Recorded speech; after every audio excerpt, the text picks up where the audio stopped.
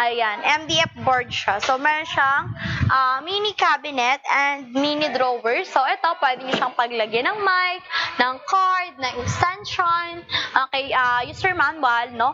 Ayan, pwede. Okay, so dito naman, pwede nyo siyang paglagyan na meron kasi mga iba mahabang box na songbook. Ayan, pwede nyo ilagay dito. Okay, MDF board yan mga madam ko ha. So, ang kasya dito is 32 to 42 inches na TV. Okay, so ayan siya. So, dito naman sa ilalim is pwede nyo siyang lagyan ng amplifier, no? So, kung hindi naman ganun kalaki yung TV nyo, guys, ayan, dito, okay, pwede nyo siyang lagyan ng dalawang speaker, no? Magkabilang gilid, no? At saka kung naka-wall mount naman yung TV nyo, tapos naghahanap kayo yung parang yung sa baba ng TV, di ba kasi merong mga ganun, no? Ayan, lalo na yung mga, alam nyo mga concert na speaker, di ba pahaba yung ganun, tapos rectangle siya. Kasya dito yung dalawa, okay? So, check out nyo na yan, guys, no? Number 32.